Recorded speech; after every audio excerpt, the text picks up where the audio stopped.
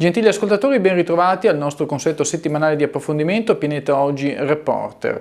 Dunque, in collaborazione con la nota associazione Terra Mater di Pordenone, andremo a conoscere un interessante libro dal titolo Badanti, scritto dal giornalista, scrittore e vice direttore del Messaggero Veneto Paolo Mosanghini. A seguire ascolteremo anche alcune considerazioni della giornalista Clelia Del Ponte. Possono partire i nostri servizi. Aperto negli ultimi anni, credo qualche decina di agenzie per appunto far incontrare la domanda e l'offerta di badanti. E mi ha detto, sai, tante badanti chiedono di assistere gli uomini anziché le donne. E subito pensiamo male, non è così. Lei ha scritto il libro Badanti, perché questo libro intanto? Io ho scritto questo libro per parlare di badanti, di queste donne che vengono ad aiutarci in casa nostra in un momento in cui si parla di aiutare gli altri a casa loro, di queste donne che lasciano le loro famiglie con tra mille difficoltà per venire poi appunto ad accudire i nostri anziani, e sono ormai migliaia e migliaia. Se pensiamo che i dati dicono che sono circa 1 milione in Italia e 16.000 in Friuli Venezia Giulia, sono davvero tante ed è un modo per assistere i nostri anziani che è diventato fondamentale, che mette in piedi il welfare non solo della nostra regione ma di tutta l'Italia. Ecco, il taglio di questo libro. Questo libro ha un taglio ironico, mi sono state raccontate tante storie che io poi ho messo insieme e ho cercato di rendere così con ironia, con una protagonista che è Nonna Rosa e con l'altra protagonista che è Ludmilla. Insieme combineranno così di tutti i colori. Ho chiamato le peripezie di Ludmilla e Nonna Rosa, infatti il titolo è Sbadanti, perché appunto unisce il nome di sbadare, no? E badanti, e quindi poi insieme le due signore, come dire, si divertiranno pur in una fase particolare e delicata della vita. Ecco, senta, questo fenomeno delle badanti è solo qui in Italia o anche all'estero?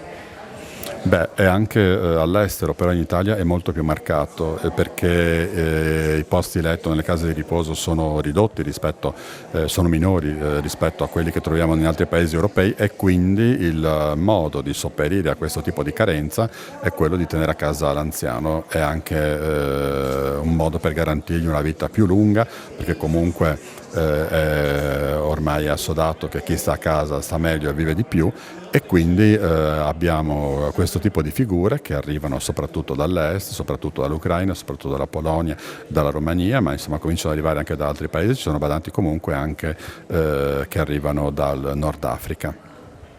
Ecco, ma arrivano qui in Italia, quello che non riusciamo a capire, come mai vengono qui da noi che i loro paesi sono in via di sviluppo, si parla di nuove infrastrutture, insomma, sono dei paesi in crescita, quindi ci dovrebbe essere a momenti più lì lavoro rispetto a noi qua in Italia.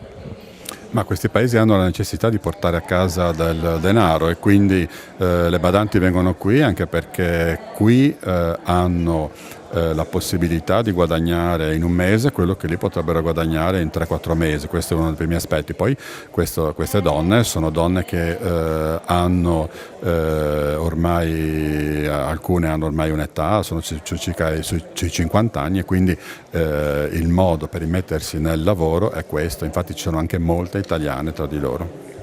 Ecco, un'ultima domanda, si dice che i mariti di queste donne lì nei paesi dell'est molto spesso o quasi sempre sono alcolizzati, bevono e poi le maltrattano. È una bufala o effettivamente è una notizia vera? Ma devo dire che c'è un fenomeno dell'alcolismo come c'è questa piaga altrove.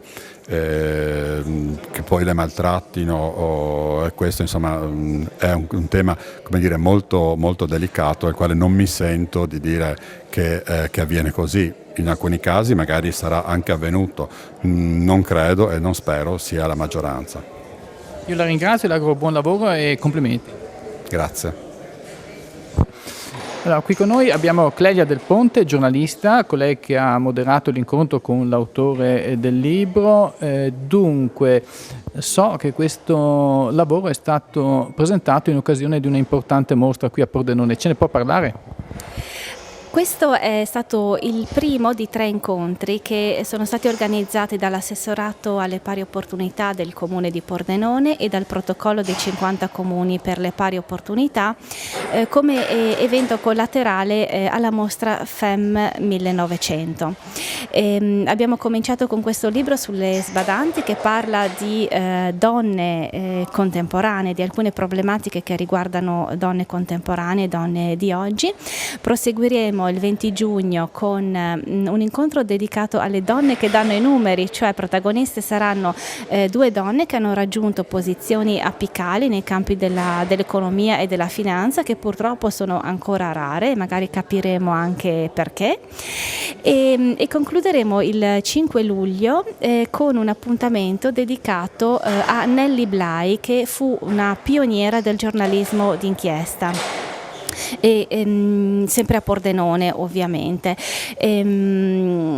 Nelly Bly è una figura che è contemporanea alle donne che sono protagoniste di questa mostra, che le vede ritratte sia come muse ispiratrici sia come protagoniste dagli artisti dell'Art Nouveau, perché questa mostra punta l'accento sull'Art Nouveau, ma in particolare sulla figura della donna nell'Art Nouveau. Quindi siamo in un periodo artistico molto particolare, ma un periodo anche particolare proprio per la storia e la cultura delle donne, perché si lasciano un po' alle spalle le rigidità dell'Ottocento e cominciano a conquistare nuovi diritti, nuove libertà, nuovi spazi nella società.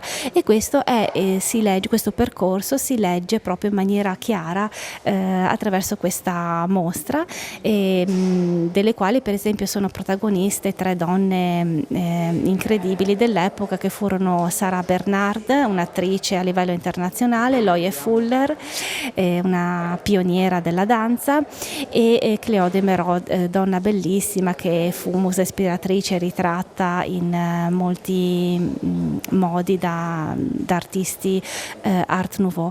E queste 3 donne sono danno un po' l'avvio poi a quello che è la star, no? Quella che noi conosciamo oggi, le star di oggi. Della televisione nazionale, dico io. Sì, esatto. Però quello appunto su cui ci preme proprio puntare l'attenzione è proprio questo percorso di emancipazione e di libertà delle donne, un percorso che continua ancora oggi, anche se non ce ne rendiamo conto. Non abbiamo ancora ottenuto l'effettiva parità, ci sono tante cose in cui le donne devono fare ancora diversi passi, non solo le donne ovviamente, ma la società che accetti i loro passi, perché poi i condizionamenti sono sempre molto forti. E quindi era interessante appunto associare questo periodo artistico, l'arte, al percorso anche che stiamo facendo oggi. Io vorrei in conclusione dire questo, dunque la donna è sempre pronta a gettare acqua sul fuoco, l'uomo invece il suo modo grezzo di alimentarlo. Beh, adesso... Ad esempio, chi è che fa le guerre? È vero o sbaglio? Spezzo una lancia a favore vostro. In realtà il discorso è molto complesso, non credo che si possa adesso dire in poche parole. Diciamo che tutto risale un po' alle impostazioni culturali della società, che possiamo definire come patriarcato e matriarcato. Quindi il patriarcato come società maschile gerarchica, fortemente gerarchica e basata sulla sopraffazione, di cui anche il capitalismo poi è una espressione, ovviamente, cioè quindi guadagnare sempre di più alle spalle degli altri, accumulare risorse, che è un po' il sistema in cui noi viviamo. Invece è un'opposizione al matriarcato, che invece è una società di tipo orizzontale, che favorisce maggiormente la collaborazione e il dialogo. Questo detto ovviamente molto banalizzando, insomma non possiamo fare lo accenniamo intanto, no? Poi sarà motivo di approfondimento in un prossimo settimanale, può succedere. Ecco, comunque una figura di riferimento per questo tipo di discorso è sicuramente Vandana Shiva, perché lei appunto vuole tornare al rispetto della terra e quindi vede molto legate le figure della donna e della terra, del nutrimento, dell'agricoltura, ma soprattutto del rispetto, quindi della non sopraffazione. Poi questo non significa che le donne siano così e che gli uomini sono così, sono dei modelli sociali e culturali alle quali tutti noi aderiamo, cioè ci sono appunto delle donne maschiliste e ci sono degli uomini femministi, quindi non sono categorie diciamo che dipendono dal genere, ma sono intercambiabili, sono dei modelli diciamo socioculturali. Abbiamo un po' ammortizzato la frase che ho detto prima, forse ho spezzato una lancia un po' troppo a favore.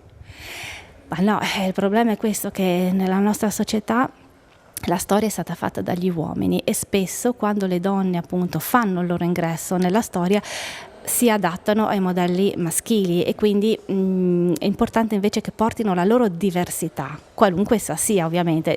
Ripetiamo, non è che gli uomini sono il male e le donne sono il bene, sono dei modelli generali, poi sta a noi trovare la cifra giusta. Io la ringrazio tanto, spero di ritrovarla anche per approfondire questi argomenti, buon lavoro e a presto. Grazie a voi per l'attenzione. Riprendiamo da studio, ringrazio per queste spiegazioni sia il giornalista, scrittore, vice direttore del Messaggero Veneto Paolo Mosanghini, altresì la giornalista Clelia Del Ponte. Vi ricordo che questa trasmissione è andata in onda in collaborazione con l'associazione Terra Mater di Pordenone. Io vi ringrazio per averci seguito, vi aspetto come sempre la prossima settimana agli stessi orari, dunque a presto.